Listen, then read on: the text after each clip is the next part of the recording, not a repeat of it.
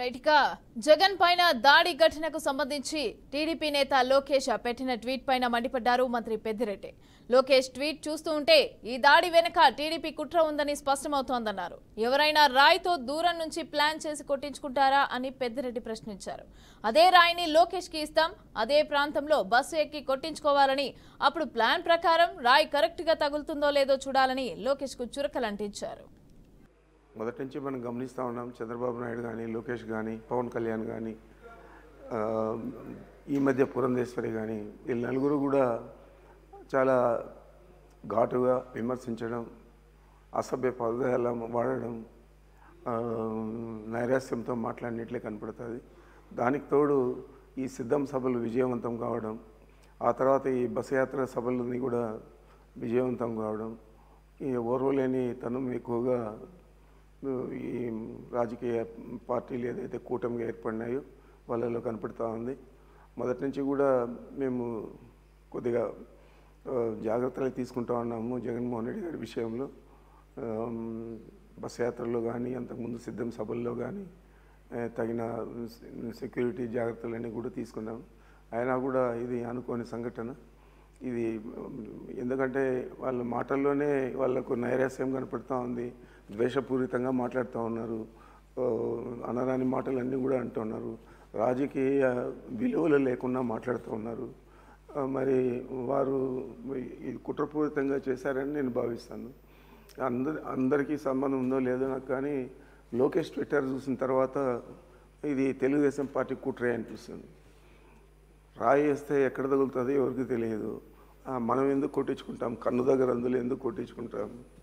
ఇది తప్పనిసరిగా వాళ్ళు ఈ నేరం నుంచి తప్పించుకోవాలని, దీన్ని లైట్గా తీసుకోవాలి ప్రజలందరూ కూడా అని చెప్పి 2019లో కోడికత్తి, 2024 రాయి అని చెప్పి మాట్లాడడం సబబుగా. నిజానిజాలు తేలిన తర్వాత ఎవరు బాధ్యులో తెలుస్తుంది. అయినా కానీ నేనైతే తెలుగుదేశం పార్టీ సంబంధం ఉండే వ్యక్తులే ఇది చేశారని నేను భావిస్తూ ఉన్నాను. మనకందరికీ తెలిసిందే, పాదయాత్ర జరిగేటప్పుడు నేను కృష్ణా జిల్లా ఇన్ఛార్జ్ ఉన్నాను. అప్పుడు కూడా అందరూ కూడా మాట్లాడినారు, గుంటూరు దాటితే ఇంకా పాదయాత్ర లేదు, గీదయాత్ర లేదు అని మాట్లాడారు. కానీ అక్కడ విజయవాడకు వచ్చిన తర్వాతే పాదయాత్ర సూపర్ సక్సెస్ అయింది. వారధి కూడా షేక్ అయింది, అది మనమంతా కూడా చూసాము. మరి అంత సక్సెస్ అయినప్పుడు ఈ బస్ యాత్ర మాత్రం ఎందుకు సక్సెస్ కాదు, అక్కడ సక్సెస్ అవుతుంది. ఓర్వలకే ఇది చేశారు. మరి ఏ విధంగా దీన్ని చూడాలో అన్ని నిజాలు తేలిన తర్వాత వాస్తవాలు బయటకు వస్తాయి.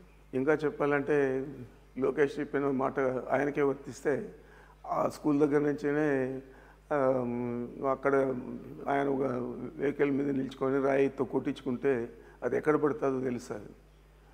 రాయితో కొట్టితే కూడా అది కావాలనే చేశారంటే మరి ఇంత నీచంగా మాట్లాడుతూ ఉన్నారంటే నాకు చాలా దురదృష్టకరం అనిపిస్తుంది. ఇదంతా కూడా మొదటి నుంచి మనం గమనిస్తూ ఉన్నాం. చంద్రబాబు నాయుడు కానీ గెలిపించాలని రాష్ట్ర వ్యాప్తంగా నినాదాలు చేస్తారు. మనం ఇక్కడ అరుచుకొని చేయొద్దు, మన నిరసన సైలెంట్ గా కూర్చొని చేద్దాం. దయచేసి అర్థం చేసుకోండి.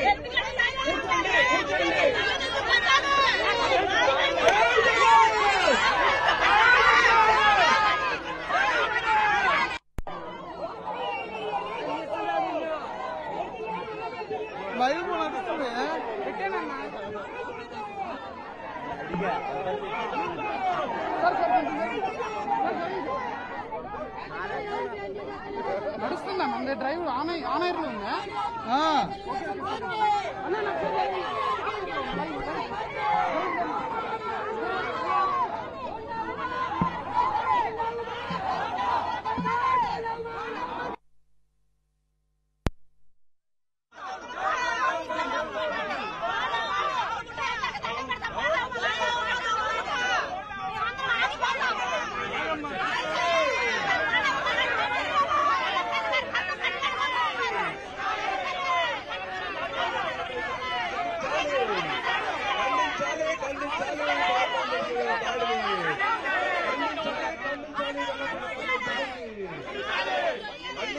ఖండించాలి వెల్లపల్లి గారి మీద దాడిని ఖండించాలి జగన్మోహన్ రెడ్డి గారి మీద దాడిని జై జగన్ జై జగన్ జై వెల్లపల్లి ఈ అరాచక గూండా కూటమిని వెంటనే ఈ అరాచక గూండా ఉమాని గూండా ఉమా గోండా ఉమా గోండా ఉమా గోండా ఉమా గోండా ఉమా గోండా ఉమా జై జగన్ జై జగన్ జై వెల్లంపల్లి నశించాలి గూండాయిజం నశించాలి గూండాయిజం విజయవాడ సెంట్రల్ నియోజకవర్గంలో జరిగినటువంటి మన ప్రియతమ నాయకులు రాష్ట్ర ముఖ్యమంత్రులు వైఎస్ జగన్మోహన్ రెడ్డి గారి దాడిని తీవ్రంగా ఖండించారు.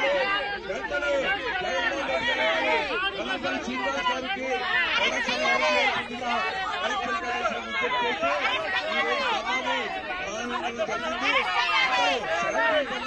ఈ ధర్నాలో పాల్గొన్నందుకు జై జగన్